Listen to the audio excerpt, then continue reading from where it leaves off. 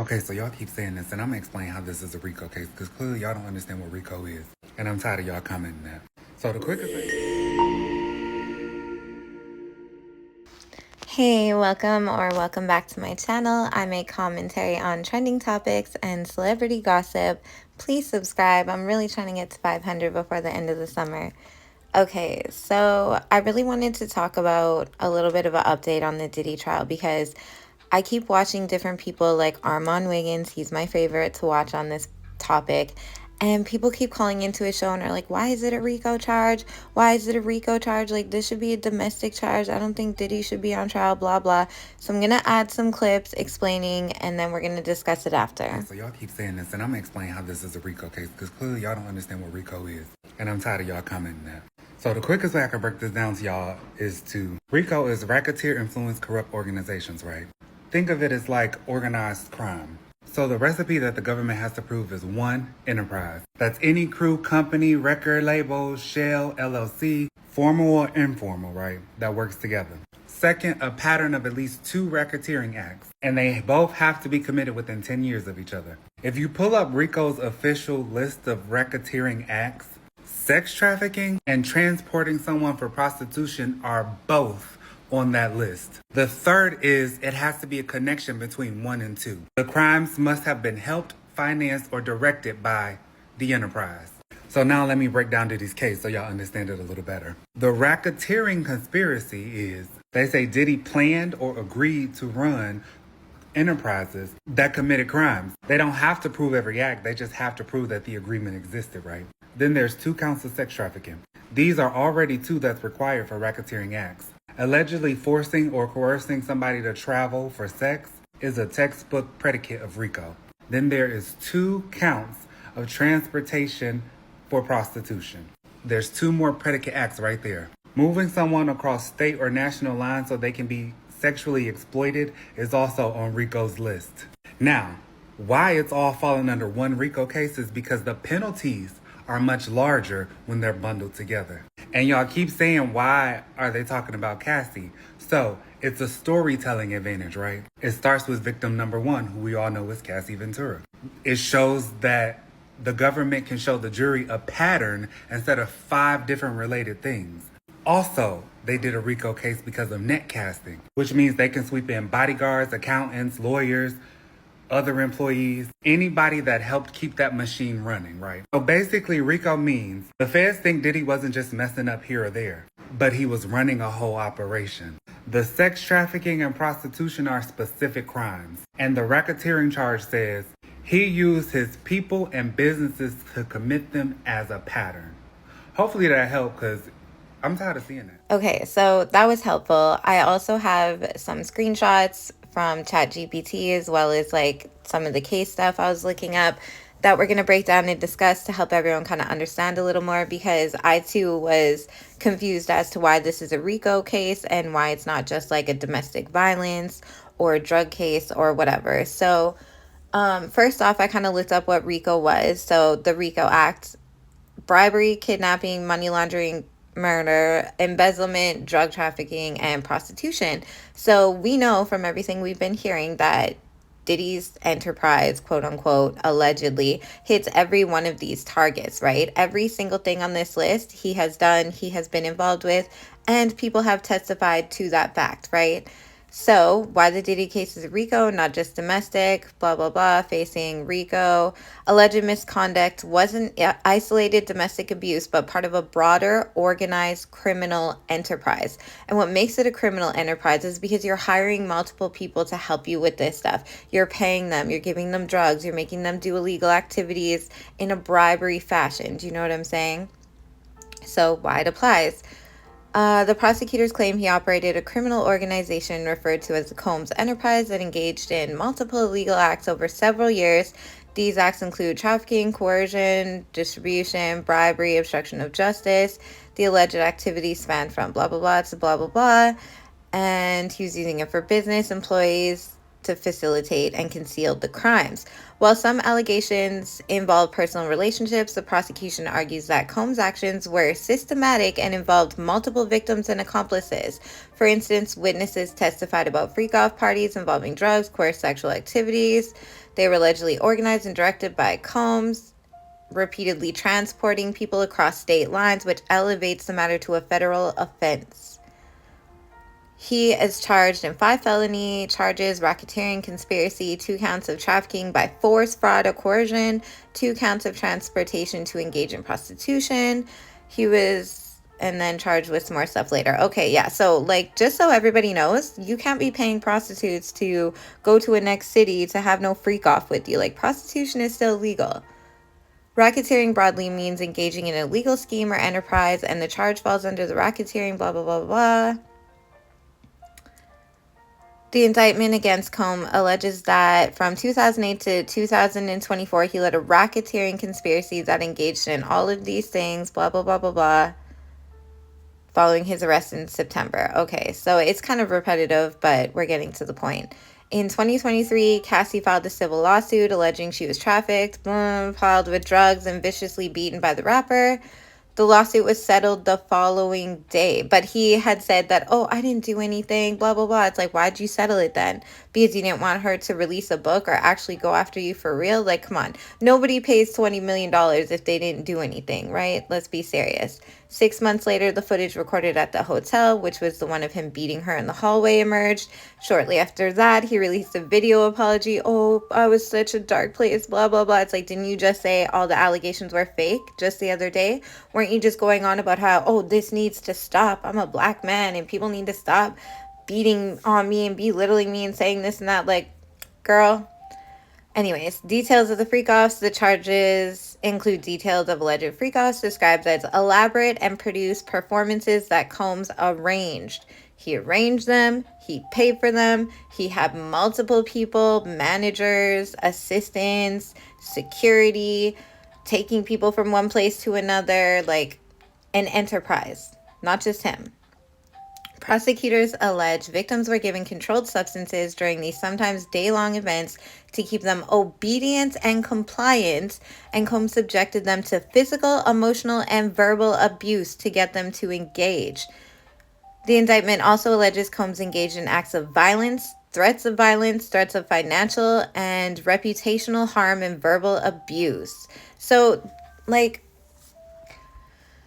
it goes a lot deeper, obviously, right? Like, we're not just talking about, like, Cassie's his girlfriend and he got a little abusive with her, which obviously is disgusting and wrong on its own. Clearly, he needs to be charged for that too, right? But we're not just talking about his girlfriend who cheated on him and went back and forth and got hooked on drugs and everything else. We're talking about an arranged thing. He was hiring prostitutes, male prostitutes, female prostitutes, allegedly from one state, and flying them out to the next state, paying them a certain amount of money, getting them to do all of these things. Like, that is very much illegal. And then not only that, but this girl right here, Capricorn Clark, she just took the stand yesterday too, which was another person to say that, hey, I was his assistant, and from day one of working with him, he threatened me with murder because apparently she used to work for or knew Suge Knight. We know he has a beef with him. And everything she said was just crazy. She was like, he's constantly threatening me. He's constantly beating the crap out of Cassie and everyone else. When I didn't want to work for him anymore, he was harassing me. Like, he was threatening me. All of these things that she was saying. She even said that some jewelry had gone missing. He didn't know who did it. So he locked her in this warehouse for 5 days and had her taking lie detector tests over and over again because the results were inconclusive because she was so scared and nervous. And he was like, yeah, if I find out it's you, I'm going to throw your body in the lake and all this stuff. Like, it honestly sounds like an old school mafia movie, the way he is and the way he acts. And especially towards like women and people below him. It's always like, do what I say or I'm going to off you. Like, what is not El Chapo? What was the guy before him? Damn, I forget his name. But he used to always say, el plato, plomo, or whatever. I suck at Spanish. And he's like, you either take my silver or my lead. And that's basically how Diddy runs his whole enterprise too. So it's really not hard to see at this point, after the little bit of research, why it's a RICO case and not just a domestic abuse case. Like, he really should be on trial for domestic abuse as well. But all of these things that he's doing are illegal. And at the end of the day, if the prostitutes and whatever are like, you know what, I agreed to be paid for these sex acts, whatever. But even then, we're like, I couldn't even finish the sex acts I was hired for because he's literally dragging the girl into the bedroom and beating the crap out of her. Like, I can't even get hard after that. And also, other people who are working for him, it's like, you're going to do what I say or else I'm going to off you. You're going to this or I'm going to off you. Like, and I'm not saying he was like that with every single person. I'm sure some people got nice versions of Diddy and would never have any idea that he's this monster behind closed doors. Like, even Capricorn Clark says after he locked her in this warehouse for days at a time to prove her innocence, after he let her out and she was back around everyone else, he's like, oh, like, how was your trip? How was your days off? We missed you, girl. Everybody loves you here, girl. How are you? Like, how's your day? And she's like, in her head, like, bitch, you were just threatening to kill me 2 days ago. Like, what is wrong with you? But that's how these sociopaths are, right? Like, it's never the crackhead looking one on the corner of the street. It's always the guy that, like Diddy, has a lot of money, looks put together, has this successful thing, and on the outside it's like, oh wow, such a nice guy. Even Cassie at the end, who she's not completely innocent, but come on, she is a victim at the end of the day. Stop victim blaming. This knife in the wall is a picture from her place, because towards the end, when she was really like, just leave me the fuck alone, I want to be alone, I don't want to be with you, he would just pop up on her. So she had this big butcher knife to fight him off because he was constantly beating the crap out of her. He even said to her mom, like, you better come up with 20 grand or else I'm gonna this and that to your daughter because she's trying to leave me for a next man. Her mom put a new mortgage on the house to get the money, and then 3 days later he just gave it back to her mom. Because why? Because he's just threatening and abusing and scaring and manipulating people, because that's how he has his power and control. Like, it really is like an old school gangster movie. It's just, it's shocking to me. Like, I mean, it's not, because Tupac and many other people have been warning us about Diddy from time. And if you go back and listen to some of Biggie's lyrics, like, people have been putting them out lately, and like the stuff Biggie has been saying is, one, disgusting, and I look at him sideways as fuck. But yeah, I don't know. Here's another clip about Capricorn. Tell me what you guys think. Do you think it should be RICO, or do you think that it should be just domestic? Let me know in the comments. Diddy's former assistant, Capricorn Clark, is giving her testimony against Diddy. And this is part 1 of her bombshell testimony. And let me tell you, she starts this off strong with talking about her being kidnapped. And there are a lot more bombshells throughout her testimony, so let's get into it. Government calls Capricorn Clark to the stand, and they ask, where did you grow up? She said, I was born in San Francisco and I moved to LA. I worked for Def Jam and then Death Row Records, a late 90s gangster rap label. What was your relation to Suge Knight? He is the father of my friend's child. Then you worked for Sean Combs? Yes, he's over there in the blue sweater. I worked for him from 2004 to 2012. Were you kidnapped? Yes. When did you first meet Mr. Combs? When I moved to New York in 2002, we were platonic friends. A headhunter said that I should work for him as a personal assistant, and I did until 2006. What were your duties? To shadow him when he woke up. And then what? Then I became the head of women's for Sean John. How long? A year, and then I became the global brand director for Sean Combs. Then I was terminated until 2016 for Cassandra Ventura. Did you work in this building? And they show a photo of Bad Boy Records. Yes, we moved there in 2005. On your first day, where did Mr. Combs take you? Central Park after dark, along with Uncle Polly. He looked like a linebacker. Does this photo look like him? No, he doesn't have on the blackout shades like he wore all of the time. What did Mr. Combs tell you in the park? That since I worked for Suge Knight, if anything happened, he might have to off me. Now, Diddy's team objected this, but the judge did overrule. The government then said, how did you take it? And she said, seriously, it had gravitas. How did you react? I said I didn't have anything to do with that stuff. Then Diddy's team yells objection again, and the judge sustained it. What was Paulie's role? all aspects of Mr. Combs' movements to keep him safe. There were also D-Rock, Roger Bonds, and Ruben. Who's D-Rock? A good friend of Biggie Smalls, a running back type of body. Did you ever observe Mr. Combs with a weapon? Yes, in my home. Did he talk about it? Mr. Combs told Chris Lighty that he had a weapon and he had a problem with 50 Cent. Were you accused of stealing? Yes, jewelry. It had been given to me and it was on a loan. And then it went missing? Yes. What did you do? I called 1440 and told them to lock it down. What did Uncle Paulie do? He questioned me for 3 hours. You went home? To Queens, yes, with Uncle Paulie, and he searched my house. Where did Uncle Paulie take you? 1710 Broadway. It was being fixed up, but I didn't know that. Uncle Paulie took me to the 6th floor. The door was locked behind us, and there was a 6-foot folding table and a heavy-set man. Can you describe him? 5 of me, 2 linebackers, and he was chain smoking. Did Uncle Paulie stay?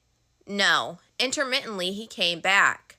What did the heavy-set man say? I was there to take a lie detector test. What did he say would happen if you failed the lie detector test? That they would throw me in the East River. Then Diddy's team called for an objection and then asked for a sidebar. What was his demeanor? It was very serious. I was terrified. Did you want to be taking the test? No, I was afraid. How was the test?